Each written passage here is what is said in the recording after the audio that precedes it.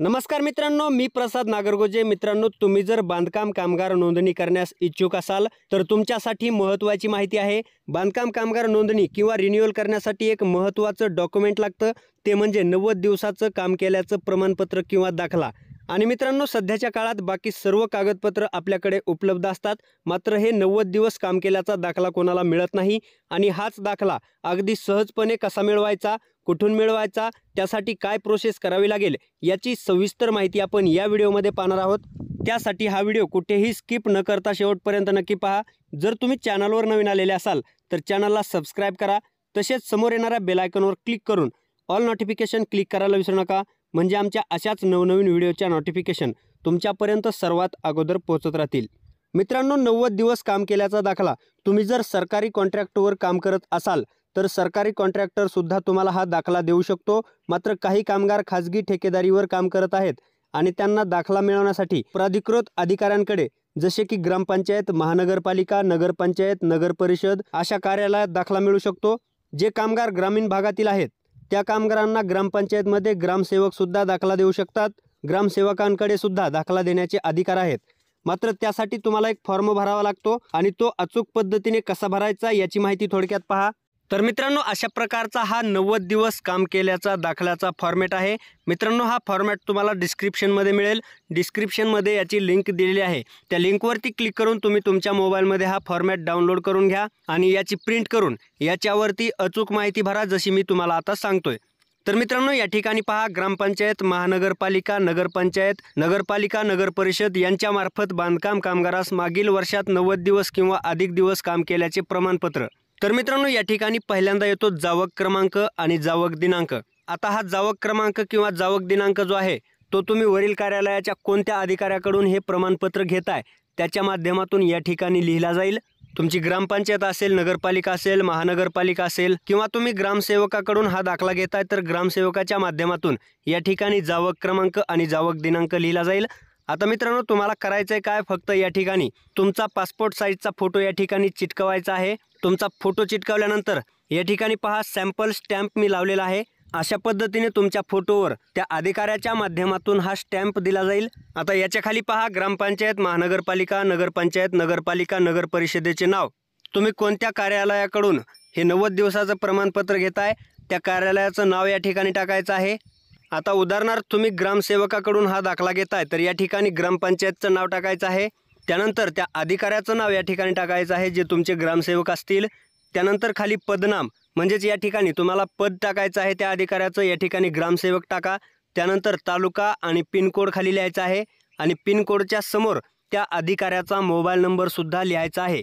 तसेच मित्रांनो, खालील माहिती वाचून घ्या। इमारत व इतर बांधकाम कामगार रोजगार विनियमन व सेवा शर्ती अधिनियम 1996 व महाराष्ट्र इमारत व इतर बांधकाम कामगार रोजगार विनियमन व सेवा शर्ती नियम 2007 अन्वये बांधकाम कामगार लाभार्थी म्हणून खाली नमूद बांधकाम कामगारास नाका बांधकाम कामगार म्हणून नोंदणी करण्यासाठी 90 दिवस काम केल्याचे प्रमाणपत्र देण्यात येत आहे।